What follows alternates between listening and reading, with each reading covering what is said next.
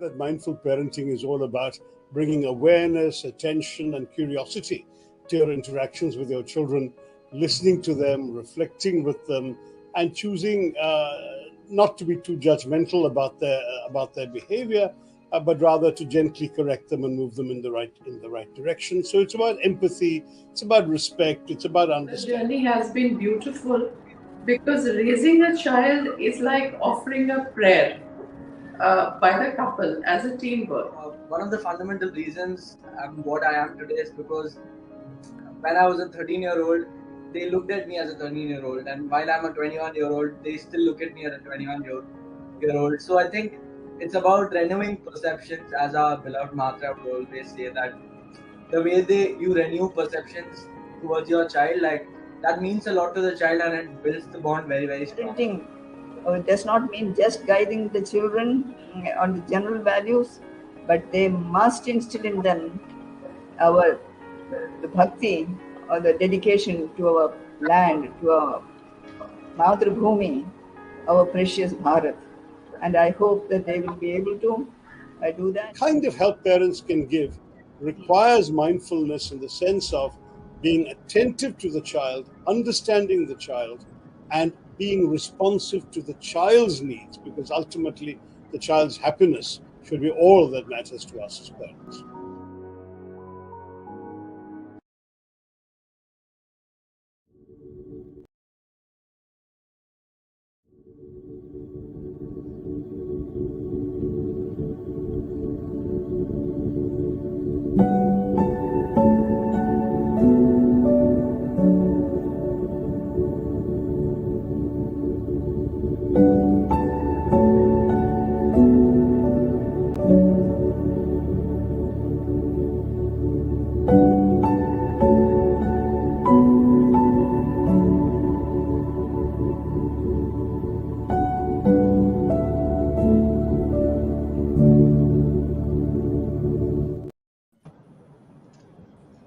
Jai Dharima. I greet all of you very warmly with all our heart. We welcome our audience. A very special mention. Today we are joined, our special guest is Sir Somnath Ji. Somnath sir has joined us. He is the chairman of ISRO. Sir, बहुत बहुत मुबारक आपको, आपकी पूरी team को कि Chandrayaan has successfully left the Earth's orbit and entered the Moon's orbit. Very, very welcome. We welcome our guest parents, they're lovely parents, very lovely, loving parents. We welcome Ajay sir, we welcome Praveen ji and the team of Lifology and all our children watching us. I would request Mummy to greet everyone and welcome our chief guest today. Honored guests and friends, it's a red letter day for us, for this channel and this event, mindful parenting. Who could be better than him? We have today Mr. Sridhar Panikkar Somnath, popularly known as S. Somnath, who's the chairman of ISRO. He's an Indian aerospace engineer and a rocket scientist in the Indian Space Research Organization. He's also one of the brains behind India's vision to land on the moon and took charge of the Chandrayaan 3 mission. Welcome, sir, to this program of ours. Sir, your thoughts, sir. We very welcome you. Your thoughts, sir, on being here, on parenting, on Chandrayaan, on landing on the moon, sir. Your thoughts. Thank you so much. Thank you for hosting me here in this program. I'm really honored to have a very distinguished panelist here, as well as all those children who are listening to this program. My greetings to you all, and greetings from ISRO, from myself. And we are making a great journey now. As you all know, the Chandrayaan is on its way. But that's just one of our tasks. Just for us, it is yet another mission. But I am very happy that it has created that type of enthusiasm and energy in the minds of the young people all across this nation and also the world. That India is once again trying to land on the moon, and we are hopeful of overcoming the problems that we faced in the last landing attempt and make it all right this time. So wish for all the best. We have done the work till now very well. I believe the remaining part of the journey will go very well. As already mentioned, I am working in ISRO, the Department of Space, as a secretary, and really honored to work in this great organization. The journey has been excellent. For a long time, I have been here in this organization in different capacities. To say it is almost 37 years plus in this organization, having a lot of experience of building rockets, launching them, and building infrastructure, mentoring people. It has been a great journey. Looking at the changed environment of the space sector, we are envisioning a new path for India in building the capabilities in technology, building the capability in Indian industry, looking at the young people who are coming into this domain as startups, industries, innovators, and seeing the great growth happening here. We are all very thrilled, and we are looking at how this can be enabled in the future to create really very vibrant space activity in India beyond ISRO, in industries, in startups, in companies, and then serve this sector in a great manner. So it creates more employment, it creates more revenues, it creates an ecosystem in India, which we can claim to be one of the spacefaring nation, not just making rockets and satellites, but really producing systems for the entire globe, entire world. I think this is our vision, and we are working for it. I'm really happy to see that a lot of people are really interested to know about space. And whenever I meet young people, I always thrilled to hear, everybody wants to know about cosmos. Everybody is so keen to understand our planetary system, our extraterrestrial life forms. Everybody asks about the Big Bang, the evolution of the universe, the stars, galaxies. It all inspires young people. They are very keen to understand it. And I believe the space has this magnetic property of attracting you to that topic all the time when you talk about it. And this is something that inspires us. And especially for me, space is so inspiring because this technology and capability is the only capability that human race have today to escape from Earth, overcome the gravity of Earth, and make travel to other planets, like the ships that Christopher Columbus had once to discover the new lands. The ships that we have today to discover new lands are the only rockets, and we need to make them better, make them stronger, make them sustain long duration for human beings to travel beyond Earth someday, create colonies, and populate ourselves around the universe in other planets like exosolar planets. Because human beings, by their inherent nature, cannot remain only on Earth. This is our only planet, and this is the only place so precious to us. But then it must be possible for us to create similar worlds elsewhere. Maybe today, maybe tomorrow, maybe after thousands of years. But we must make that first attempt. And for that, we are working in space technology, and that is inspiration for us. In our generation, we may make a step today, and the next generation will take it forward to greater heights. As long as we are able to sustain and survive on Earth safely for the next few centuries, we will make those great jumps. And I'm very happy about this aspect, and I greet each one of you once again for this opportunity given to me. Ji, sir. Sir, thank you for your lovely words, sir. Thank you for your kind words, inspiring words. Our children are very excited indeed. Sir, a question coming to my mind regarding what you said. So when a spacecraft leaves the Earth's orbit, you create a very perfect, safe environment for the spacecraft to leave the orbit and take that flight. How important it is for us to create that perfect, safe environment for our children. Ji, sir. You are connecting spacecraft to a child. Really great, because the spacecraft came out of the womb of the rocket, and I felt always like that. The mother takes it to the space, it delivers it there for a greater journey beyond that point. I think that symbolizes the roles of a parent and the journey of a child. The rocket, by its nature, is very harsh. It creates such a troublesome journey in the early part of its life. And then once it is delivered at the orbit, it is such a silent and solemn place where it has an opportunity to expand and go and travel beautifully beyond the Earth's orbit, maybe towards Moon, maybe towards Mars or any other heavenly body. And that is all within the craft. The whole intelligence, the whole capability is created within the craft, provided that you have created the right type of environment right at the beginning. You have put the right type of software. You thought about the future in the beginning. Then it will travel. If you made an error there, the possibility of it reaching the destination is very grim. So it's all about, the whole thing is about planning, executing, envisioning the future journey within the capacity that you have today. Possibly everything cannot be thought about. Something need to be found out in the course of the journey. The journey itself is so important. So we create some intelligence in the satellite to see the possibilities of a wrong thing happening on the course and how to make mid-course corrections or make amends to what we have already planned. So all these are part of the engineering design of the spacecraft. So is the case of a child's journey through his life. Everything cannot be envisioned at the beginning, at the birth or the growth. But when the life hits you hard or tough sometimes, they must be able to handle it in a better manner. And it all because of the qualities that you have built into it that will enable them to make those choices and make those corrections. So you said it very correctly, connecting these two.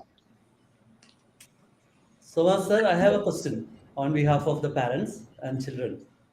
Uh, with ISRO's remarkable achievements and its peak of popularity in scientific advancements, it is very evident that the organization attracts numerous talented individuals. Considering the competitive nature of the entrance curriculum, we are curious to know how challenging it is to select the right candidates for the diverse roles at ISRO. Could you shed some lights on the selection process and the criteria, please? See, we select people from various routes. I think we conduct an all India examination. I'm talking about scientists and engineers. There are other types of people who gets in, but for them we conduct an all India examination. For typically for a vacancy position of just 100, we get 1.5 applicants, 1.5 lakh, and we conduct an all India examination. And based on that, we shortlist uh, some number of people and then conduct interviews and select for this organization. So scientists and engineers come through that path, and that is typically 100 per year. Then we have our own institute called Indian Institute of Space Science and Technology. We train them in the graduate level. They are at the IIT level entrance examination through JEE. They get in, and once they are qualified, they have the privilege of getting in ISRO, provided they secure certain level of academic qualifications and marks. We also recruit from open market in the master's and PhD level. That is an open recruitment, mostly done at IITs and premier institutes. And we also laterally hire people from various other positions. And there are, of course, administrative positions, which again is recruited through competitive examinations and return test, and also technician examinations and things like that. So as we see, there is a huge amount of interest in people to join ISRO, and there are competitive examination training centers running to people to get into ISRO. But the biggest challenge today we are facing is primarily coming from the organization and the nature of the nature of the organization primarily being a governmental organization. So this ISRO is nothing but a department of government of India, and the type of the career growth, the remuneration, etc., are on with the government type of organization that can provide, not like a corporate organization. So in a typical governmental organization, the way in which people can be inspired to create the type of work environment is really challenging, as you know. So, and also the type of remuneration or the rewards that you can pay to them are also not high as much as you do in a corporate environment. This creates certain after joining problems in people. Of course, their aspirations are high. For example, they want to do higher studies, they want to go through career growth, they would like to become entrepreneurs, they would like to have financially much better conditions than what their equivalent colleagues have in corporate world, because all of them are bright people having great opportunity. This is a big challenge today. So retention can become a problem for certain class of people, but not all of them.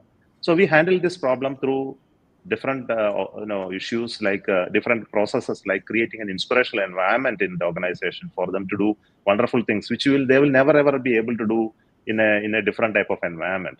So once you are seeing part of the whole journey, doing things for this nation, doing things which are very unique, they get inspired and stay with us. This is the only way we can keep people in a government organization, not by giving anything more. Thank you. Thank you, sir. So you really parent rockets and satellites.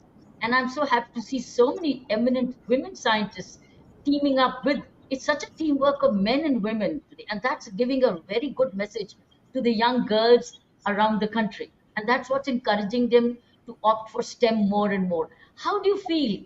Explain, share with us the feeling when your mindfully created satellite and rockets leave you. And how do you feel? Because you're really a parent of that equipment. Ma'am, your first point about women working with us is really, really interesting. And we have typically around 25% of women scientists in our organization. They're still not the 1/3 or 150%. They are still far away, but really 25%. And that's typically very high compared to many other scientific organizations where women percentages are much lower. And we are very happy and proud about that aspect. Even for Chandrayaan-3, I must tell you that I have taken stock of how many people are working, women scientists are working, and really got amazed to see large number. I got a list of hundreds. These are the top level scientists working for Chandrayaan-3 across different centers, and they are at the top level. The next in command, the first and second in command is a lady. The first, of course, happened to be a male. But the earlier mission, Chandrayaan-2, that was a woman scientist who was heading that project. So, and we give them the possibilities to acquire, grow to higher positions. And this is something really wonderful. And the second point you mentioned about the connect, as you mentioned, I believe that as a mother, as a woman, you have the connect to between bearing a fruit of your labor as a child being grown. Though I am a male, I don't have that experience of creating something myself. But then I had the fortune to create a rocket myself. I still remember when I joined one of the rocket project, building rocket of the current rocket which sent the Chandrayaan-3, which I was the project director for the first launch. I still remember I made those original drawings of it when I was writing the project report. It's just on a small sheet. You just imagine, sketch it and make the drawing for the project report. And after 10 years, I'm seeing it standing, 10, 11 years or so. I'm seeing it standing at the launch pad. It weighs 640 tons, huge, massive rocket, and ready to lift off. And when I look at it as a project director, I feel so proud. Something that you conceived in your mind as a sketch or a drawing today takes shape as a rocket, and then stands before you mighty and ready to go. It gives such a fulfilling feeling within your mind. This is really wonderful. And just for these feelings, we are here in this organization. And that takes you to do wonderful things. जी sir. Sir, आपने launch word use करा तो मन में ये आ रहा है कि how important it is for parents to reflect, क्योंकि आप इसरो की वही एक स्ट्रेंथ है. What kind of legacy are we leaving for our children? And legacy not just materialistically, sir, but how well have we as parents launched our own self holistically? How important is it to reflect? Ji sir. No, I always looked at parents and child in a manner that you have to set examples by yourself. If you cannot do that, I think you can't be talking about as a good parent.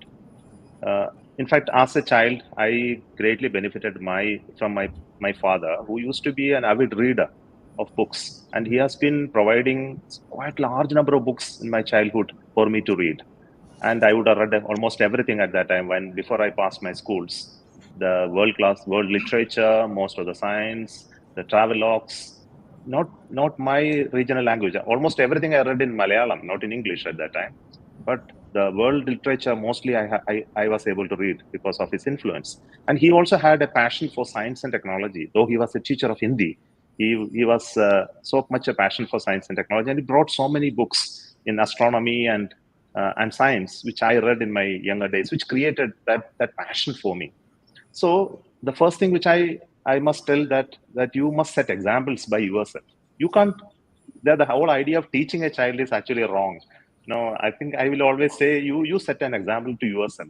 You engage in discussions of topics that will create interest in them, and that naturally will take them to places that will grow within them, knowingly unknowingly, the passions. I think you could have seen that people, the children of great musicians, they naturally turn out to be good musicians. It's because they were given that opportunity of an environment for them to really find out those strengths within. And maybe it need not be that musicians can come out of non-musician parents as well, provided you give them the right type of environment. So the most important element is to create the right type of environment around your children and allow them to explore themselves and then find out what their strengths are. And I believe in all the time that you should push too much into their personality at any point in time. And if you do not do that, I think they will discover. And for that, you need to create an example for yourself. Yeah, Ji very sir, true. ji sir, thank you. Sir, with your permission, we'll request Ajay sir to thank you and express gratitude to you from our behalf, sir.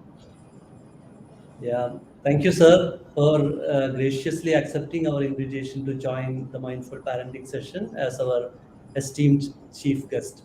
It's an absolute pleasure to have the opportunity to speak with you, sir. Your achievements and contributions to the field of space exploration are truly inspiring. As the chairman of ISRO, you have led the organization with remarkable vision and dedication, guiding it to reach unparalleled heights in the realm of space technology. Today, you spoke about parenting, leadership, about rocket science. When we were chatting before the session, you very casually said rocket science is an ordinary science. So that it's that casual to you, but for us, it's rocket science. Your wisdom, your expertise, and your profound insight has inspired and empowered parents, children, us to practice mindful and compassionate parenting. Thank you once again, sir. Thank you so much. Yeah. Our parents are Now, Extremely. all, can our I sincere, introduce the parents, Sainaji? Yes, yes, sir. Sir, extremely grateful to you, sir. Extremely grateful to Somnath, sir. Thank you. And our best wishes, sir. We are praying, sir. We are praying with you.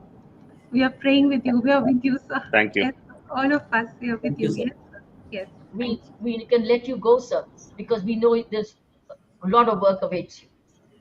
Thank you. Thank you so much. Let me thank all of you for this opportunity. Thank Thank you, Thank you. you. sir. Thank you. Ji, sir. Thank you so much. Ji. May God be with you. Yeah. Ji. Now it's time to introduce our guest parents. Welcome, Mr. Rajivan and Mrs. Meera Rajiv, and thank you for joining us in this mindful parenting session. It's a pleasure. Your presence is truly an honor, given your remarkable backgrounds and extensive experience. Mr. Rajiv's journey with degrees in engineering and MBA, along with his leadership roles at Infosys, GE, and Philips, brings a wealth of knowledge to our discussion. His expertise in IT-enabled business, healthcare, and academics will provide valuable insights to parents seeking guidance and nurturing their children's growth. And coming to Mira's impressive 2 decades career in the IT sector, marked by strategic accomplishments and a patent in process for estimation of large outsourcing deals in IT, showcases her expertise. As the program director for Vidyadhan, her dedication to empowering India's youth through education and mentoring is truly commendable. Her efforts in championing initiatives for women's participation in the workforce add an essential perspectives to our session. Now it's time for playing a video about our guest parents. Energy, please.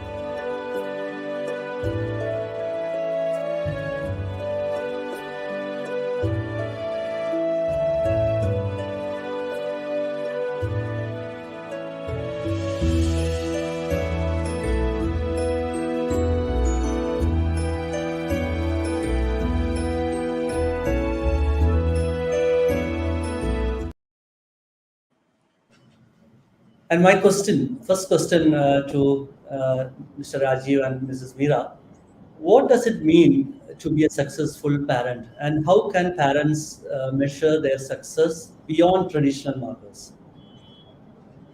You want to start there? Yeah. Okay. Let me just start here. Thank you for giving us an opportunity. So we have two boys, the elder one, a doctor and a lawyer, and the younger one is a lawyer. Is argumentative most of the time, but he once said that, Acha and Amma, you really got lucky with us, because we never got called for any issues at school. We did not have to run behind them for studying or performing well. They did their part themselves. The elder one found his partner by himself, and we never ran into severe roadblocks throughout our parenting journey. The way we would like to measure success, I feel very happy when, not just by the fact, I'm very proud of the fact that they are doing very well in their career, but I also would like to share two examples, which made us really very happy and proud. The first was when the Kerala flood happened. My son, elder one, Srinath, was working in Manipal at the time, and he volunteered to go to Kodagu during that extremely difficult time. He volunteered to go there. Okay, and though it was very dangerous. That was one instance. And second was when my younger son, during COVID lockdown, he just managed to, he had just joined a firm in Mumbai, and he was working there and just start of the career. But then because of COVID, he came back to home. And but for that entire 8 months where he was not in Mumbai, he still paid his Didi, who was doing the work, her full salary without us saying anything. So these kind of values and that they displayed, I think we are very, very proud of that, more than the fact that they have become, one is getting to be a neurologist and the other one is a lawyer. They studied in very good institutes in India. Okay, so that is very important for us, I would say. Yeah, that's true. So I think Ajay, he started. First of all, Ajay, thank you for giving us the opportunity to be in this platform today and in the panel. I think parenting is it's not a role which stops any time. That's what I think, because though you do the role of a parent with your own children, but today I am teaching in universities where I think most of the time it is not a core subject I teach. I spend a lot of time practically doing the parental role, sometimes to guide them, advise them to take their life journey forward. And that is the second part of parenting which I have been doing. And we have a grandchild, and he stayed with us for almost 1.5 years before he moved back along with his, my elder son and his wife. So that time also it was more of a parenting role. I think the journey never stops. And the core aspect, I felt every child is unique, every boy and girl is unique, and there is nothing uniform across. You can advise them. You need to understand them and guide them properly than actually controlling them. Then I think that is the kind of role I always enjoy doing with my own children too. Yes. Okay. I believe that parents. Many people say that I'm the best friend of my child and all that. But I believe that more than being the best friend of your child, you can be friendly with them, but I think you should not be the friend, because you have a lot more roles and responsibility as a parent, to guide them, to correct them, and to listen them, and take, sometimes we may have to take decisions on their behalf when they are really small. Okay, but whereas with a friend, it's not like that. So I think many times parents today, I see that they are afraid to take a tough stand with children when it is required. So we can be tough, but we should also be willing to listen to them, trust them, so that that communication channel is always open between the two. Then I always feel that they should come to us when they have a problem, not just when they're happy about something. Then we know that they trust us, and we also will be able to make sure that they are not in major trouble, things like that. So Rajiv and Meera, then how can parents balance guiding their children while allowing them to make their own decisions and learn from mistakes? So it's very easier said than done. So do you have Yeah. anything to share with us I on think, this? yeah, I think it will change as we make the journey. So in the initial days, probably we have always involved them in the decision making. In the initial days, it was mostly 70-80% the parents will make the decision, but we still involve them. Would you like to do this? Would you like to do that, kind of thing? And when they grow up, then this ratio shifts, and I'll give example of when Srinath was trying to see which college to join after medical entrance examination. Those days there were multiple entrance tests he had to take, and then I remember sitting with them and gave them a decision matrix. What is important for you? The 3-4 important factors, what you would help you in making decision, you please identify them and then rate the colleges on all these parameters. So he did that. We actually took him to visit couple of campuses, so that he gets a feel of how the thing is. And then the decision that he took, finally, it was his own decision. And then we also told them that he joined AFMC, and we also gave them that he was like 17 or 18 at that time, and the decision that you take at that time may not be the right decision for you. So we gave them a safety net. If at the end of it, if you still want to continue in the army, armed forces, please continue. Otherwise, there is an option to come out of it. That decision you can take at the end of it. So I think it is important for us to provide that safety net. Whatever happens, we are with you. If you provide that, then they will start making their own decisions. At the end of the day, like Mr. Somnath was saying, our job is to make sure that they can be launched independently to their own orbit. So. Yeah. Yeah, I think I just add on one point to Meera what she said. Even journey starts much earlier. I remember, when we were living in US for a couple of years. So I remember, when my second boy was hardly in second grade at that time, second standard. So he had some small trouble. Then we took him to a pediatrician, and pediatrician gave him a very nice way of making him understand what should be done, because he was not eating well and looking very weak. So pediatrician told him that, young gentleman, that's way they address him there, young gentleman, it's your decision to eat what you want. So you go to the store along with your parents and tell parents, this is what I would like to eat if it is not harmful to you, and pick up those items and make sure that's available at home for you to eat. But if you don't eat, your parents are not going to push you. But you have to take a decision how much to eat, what to pick, and what time you need to eat. So I think the journey started much earlier than when they get into a teenage. So I think that is something which we always try to do, that make them to go through the process of identifying themselves and their strength and take a decision by their own. Even my elder boy, Dr. Boy, he was an excellent tennis player in his school days. Oh.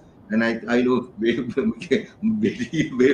Vedi was a fantastic player, but nowhere near to that. School days, he was circuit winner, and he was also an excellent badminton player. Both rackets were difficult to play both sport at one go, but he was very good. But the next challenge was he has to do it good in the academics. So it was his call to take it. It was his decision. Finally, he took a decision. Let me try to focus on academy. He never pushed him for academics. He himself identified his strength is more in academics, and he moved from tennis to badminton. So he's a fantastic badminton player now. So I think end of the day, it helps them to look back and say, yes, I took the decision, and whatever goes right, he will own it, and he owns it today. And second boy also goes through the same process. Yeah. And we actually tell them, there is nothing like right decision or wrong decisions. Whatever decision you take, you make it right for you. So give them the confidence that if something goes wrong, we are with them.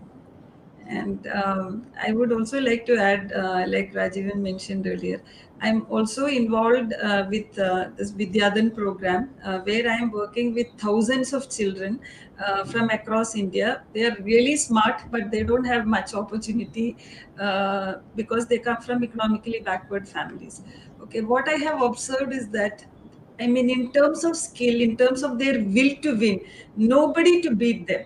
Okay, and because they come from such difficult backgrounds, what I have observed is that if there is somebody, their parent, either parent, if they support the child, then the chances are that they will succeed, especially in the case of girls. If the father in the family is supportive or is not abusive, I would say, which we see in that, among those children, that's a very different, difficult situation for many of them. If the father is very supportive, then the girls have a lot more confidence in themselves, and they are the ones who will complete the graduation, who will go to college, and who will work, follow their dreams. And and mothers, I mean, I have seen a mother carry the child in her hand because the child cannot get out of it. She carried the boy and came to our test center so that he could write the test to get into our scholarship program.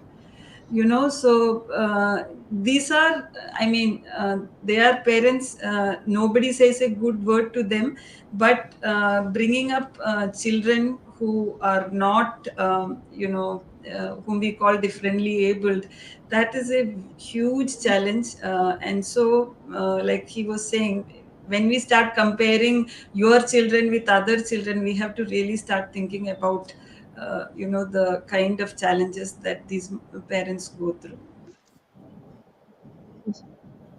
May I ask, जी Saina? Ma'am जी ma'am You wonderfully talked about the father's role. Meera, you talked about father's role in the growth of the child, right? Yes. Do we have any places where father mentoring, father parenting, father's counseling, father grooming is going on? Mothers are natural mothers, but fathers are not natural fathers. Some of them, they are not natural. Mother is biologically related to the child. Naturally, her heart. See, when she feeds the child is closest to her heart. Between the two breasts is her heart, and the child is linked to the heart. So the mother doesn't need that much of staying, be compassionate, be caring, But what about the father? Because father's connecting affection with the child and the growth of the girl. Are we conducting any parenting counseling sessions exclusively for the fathers? And if they are they listening? I think that's a great question and great point, because in our society, the role of a father is expected to be that of a provider and that of a mother to be the primary caregiver. I think it is, to a large extent, it can be groomed. I'll give you from our example. Okay, so when my children were really small, like till they were 6 years, both of us were in demanding jobs, but I was still the primary caregiver for the children. If there is a problem, then I was the one who was going to do it, etc. But when we moved to US, that was the first time Rajivan actually spent time with the children, because I had a traveling job at that time. So he took it, and I could really see a huge difference in the way he was addressing and he was communicating after he donned that role. So I believe very strongly that it really helps for fathers especially. It is not just mothers who are caught in the stereotypes, even fathers are sometimes caught in the stereotypes. And I think they don't know what they are missing out if they don't actively get engaged in the upbringing of the children. And I think in today's generation, I see my son is a very active parent. I mean, be it changing the diapers or being it in selecting the school, or so there is a lot more interaction among the father and the mother in today's generation, at least in the educated generation, I feel. But I very much agree that if there is a course or a program or a network for parents, for fathers who are the primary caretakers, that will be really, really helpful. I think Mira, let me add on to this. I think Mira said that, when we moved to US, I'll tell you the role of mine. I used to be full time in the corporate world before we moved on, and Mira was also in the corporate world. But Mira used to do dual role: mother role, caregiver role, and corporate job. I used to feel very sad because she comes 9 o'clock in the night, and half sleep she feeds the children, and they were waiting sometime. In the night also, when they wake up, she will get up and help them out. And I used to get sound sleep when I was in Bangalore days in the corporate world. No problem because mother is there. But when I moved to US, I'll tell you what exactly this role changed. We always say working woman and homemaker, all those words I don't even believe now, because I'll tell you my role changed. I moved on sabbatical completely. Mira was full time on a corporate job and travel in US at different states. I was completely a homemaker, taking care of children, giving them food, giving them a small baby. Sometimes it requires a bath. I used to do that, and there was no diaper change required. Let me tell you that. But that stage was over. But I realized that an insight that a man also can do it. It's a society what actually made him to be away from that. When the situation came in, I started doing it, and I realized, of course, I had multiple times called up Mira when she was another, city for work. Mira, I'm going mad. This young kid is troubling me a lot. This is the statement she say. Don't worry, don't shout. She will be all right. He's like that only. So, but 2 years later, I also started realizing that, my approach towards the boys changed. With that learning, when we came back to India, the connect became much stronger. And I feel good at this stage to say that openly. Yeah, I think that probably answers the questions of Vedi ma'am. I Yeah. think children didn't get you lucky. You made them lucky by what you did. And the luck came to you. I think you made the luck happen by Rajivan changing his role, and Meera, you continued to become a provider. You see how you beautifully switched. You became the father, and he became the mother. Yeah. So Yeah. basically, you were both switching your roles according to the times. Right. Yep. Right. It did not. It was not a planned thing when we started our journey, but it just happened. Let me add on. I think, there is a lot of social pressure when you do that. In Indian context, a man doing completely the homemaker role and the lady doing the provider role. I Very think true. that's a big task, which I think people should go through as a part of their life process. That will make a big difference in the parenting role. I strongly believe that. Now I see my son doing it. I'm very happy he doing it, cleaning up everything, helping the baby. I think they learned it. Why I raised this for you, Meera and Rajiv, is because you are into community work. You are into community work. You are into education, skilling.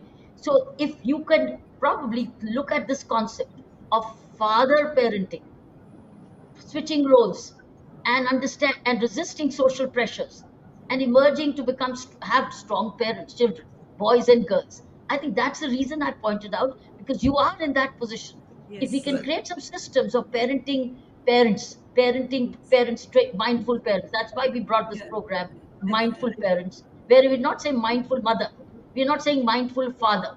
We say mindful parenting, and that's what Ajay is all Correct, about, correct. Exactly. mindful Absolutely right. parenting. And that's what exactly what you did.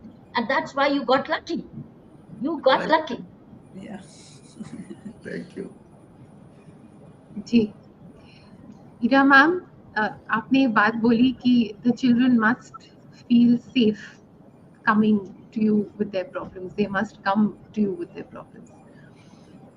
Ma'am ये एक बहुत बड़ा point है, because then they will come and share their heart with you. They will come and share their day with you. They'll come and share all their thoughts with you. But how important is it for a child to feel truly safe while sharing everything with you? The trust has to be built, because as a parent, if we share the talk with our extended family or our friends or any other support system of ours, it doesn't work. The child is trusting you, the child is trusting the parent to pour the problem out.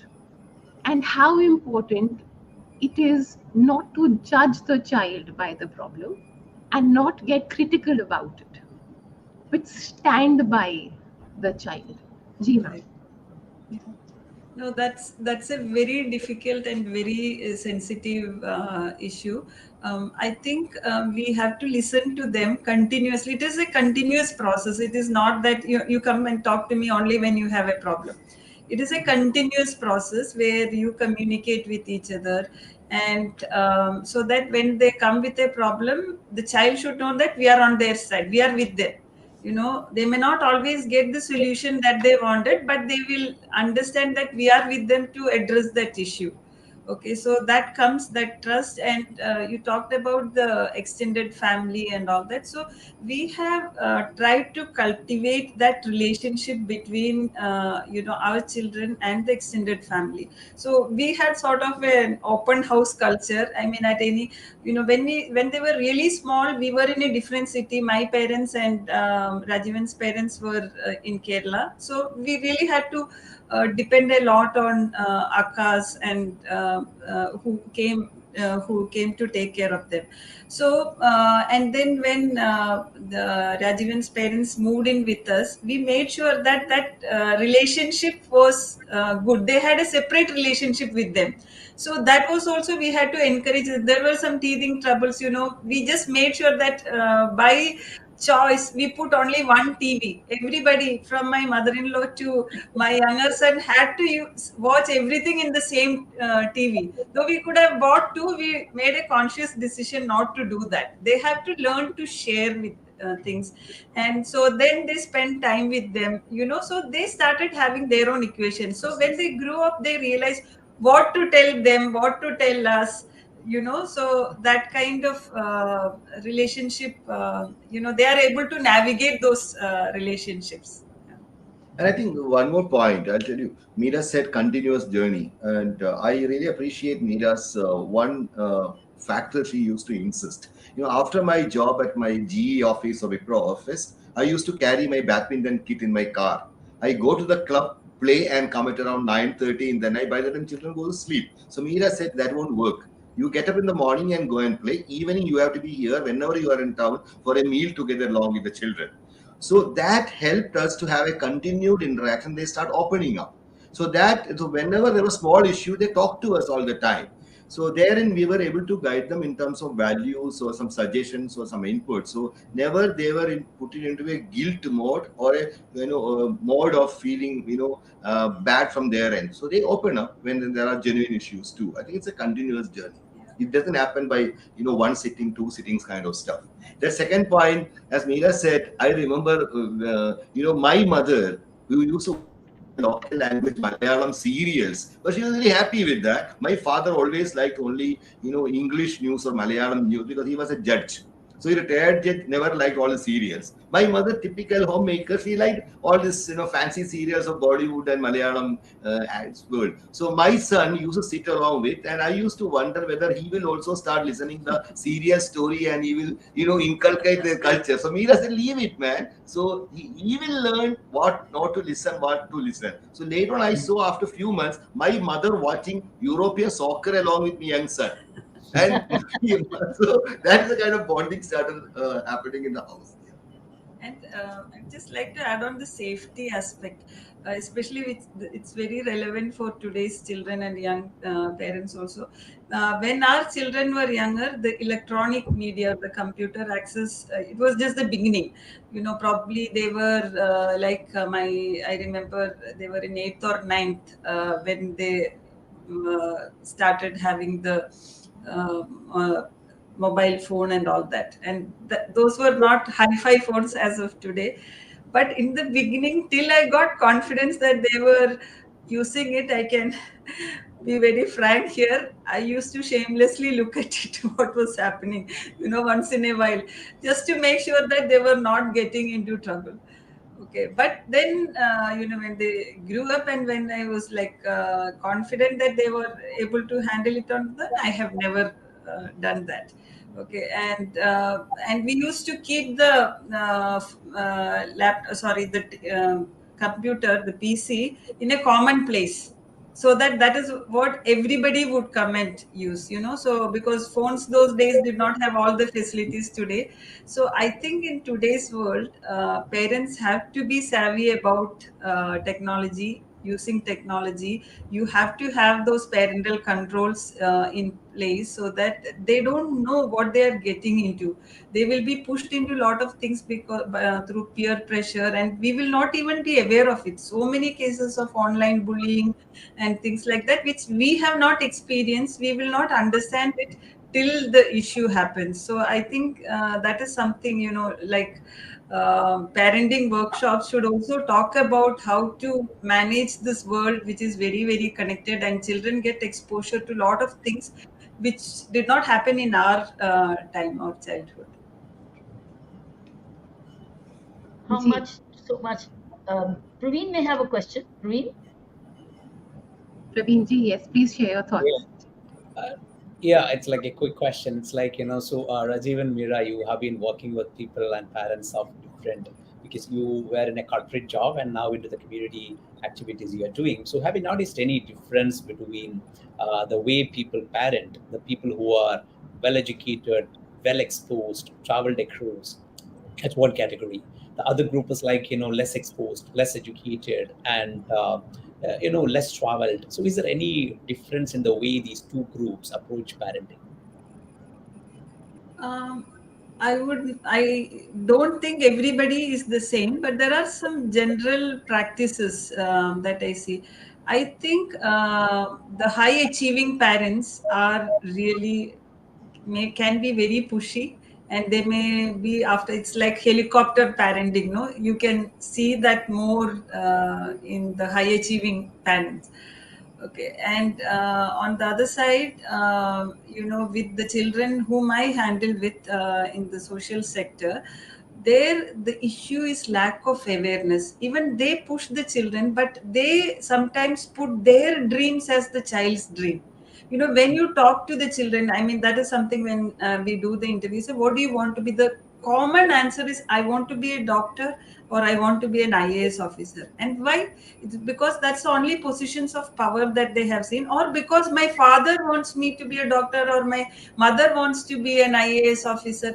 You know, that is their wish.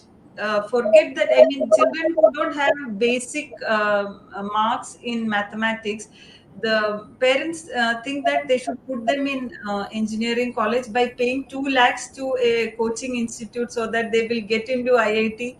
They are willing to sell the land or whatever little property they have and put it, because they are misguided. They are not aware of what are the opportunities out there. They are influenced by the community or the society, which says, oh, my friend's friend got a job abroad, so IT is the only way to go, or engineering is the only way to go, that kind of thing. So I think that is where I see the difference. But in terms of the affection or the care, I really think both are very much involved and interested in the growth of the children.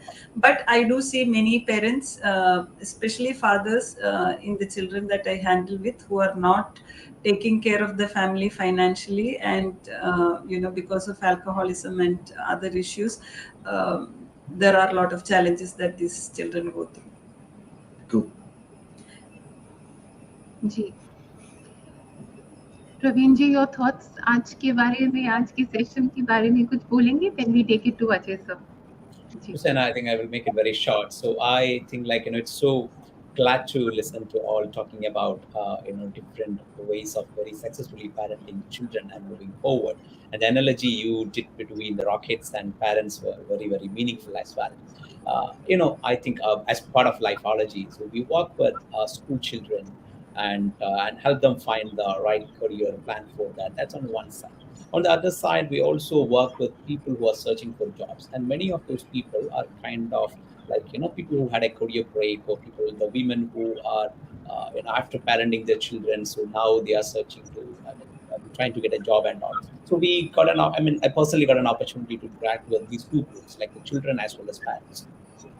The biggest problem I have seen is like, because I'm just taking the other side of parenting, which is not very good. It's like, the parents are under very high pressure because the world is getting extremely competitive to get into a job and grow within the job and earn from a job, and a lot of layoffs happening.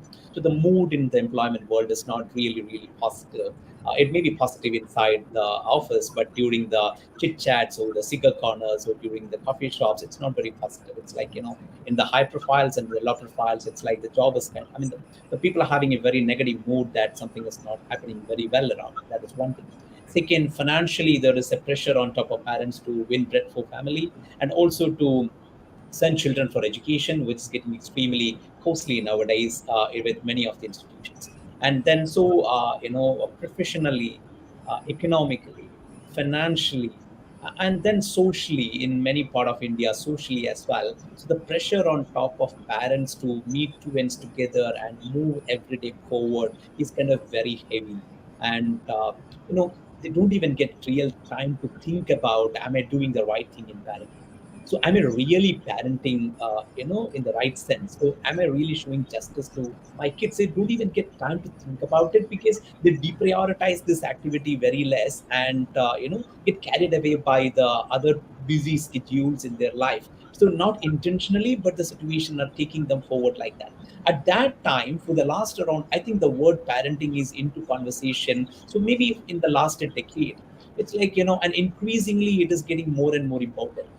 So that is sometimes coming as a pressure on top of parents, like, which is creating a guilt feel in their mind that I'm not doing anything to my children. So this is kind of a complex loop, whereas the parents are having a lot of pressure in their mind, economically, politically, socially, financially on one side. Second, they are getting a guilt feel that I'm not parenting children in the right way. And adding on top of this, there is no right ecosystem to guide them properly. So other than some, independent standalone small initiatives. So I think it is high time, because when we talk about parenting, we think about helping children. So that is really great. But at the same time, I think it is very high time to, come up with a proper institutional mechanism and structure and system to help parents, because I could see that the parents are an extremely real challenge or trouble. And the the more we talk about parenting, I could see that the guilt feel in the mind of parent is increasing. So that is adding more on top of, on top of everything, that is making them more stressed. And where they will burst out the stress. They burst out the stress on top of children, which is again creating the guilt feel. It's kind of a loop, because we all understand there is a power difference within the families. So the parents are more powerful because they have the control on the finance, they have the control on the home, they have control. Because I have seen many parents saying that you go out of my home. So when they're yelling at children, because at the bottom of the heart, so they do think that it is their home, and then who are children? So there is kind of a power difference inside the home. So what happens? So that negative feeling of economic, finance, employment kind of pressure, and the guilt feel of they're not parenting well increases a stress in the mind of parents, and they start yelling at children, and that again come back to their mind as a guilt. So I think many parents in the society may burst out, because of the pressure they are going through. So I think, so if we need to support children, it is high time to support parents to, to manage their life better, so that once they manage their life better, I think they will be managing things in a better manner. So that's one perspective I want to bring onto the table. I think Ajay, following to this, I have a question to Ajay as well. So because I think Ajay will be speaking after this. So Ajay got one of the most a very prestigious award recently, like so the most I think the most influential authors to watch out for by the Enterprise World magazine. So why I bring this award onto the table is like of late I have seen that Ajay is crazy about writing about a lot of things about human Praveen, we are development. running out of time. We are I know. running out of time. One more The sentence. program has to start in another few minutes. I know, 10 seconds. So I want to know from Ajay, like, what keeps you right and how you manage your time in doing this, your office work, and your parenting activities. Over to you now. Then. Yeah. Thank you, Praveen. Actually, uh, the award, the recognition, also the credit goes to you because you are my co-author. And actually, what drives me to continue pursuing my passion for writing is a belief in the transformative power of communication through books, words, and conversations. Actually, books have the ability to transcend boundaries, cultures, and time, offering a medium for sharing knowledge, emotions, and experience. As Rajiv in our conversation now rightly mentioned, also Somnath sir, that in their childhood, their parents used to give them books, and they read all kinds of books. So reading is one of the key thing, and what we are reading is also very important in parenting.